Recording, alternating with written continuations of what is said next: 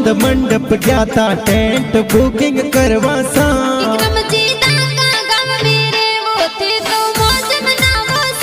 ताबनी ठरका ठट सोरे वो इन दाखा गौरे माय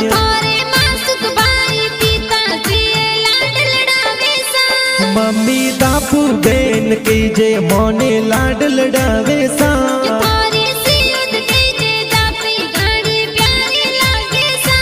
ताबनी विक्रम जीरी जोड़ी घणी प्यारी लागे सा।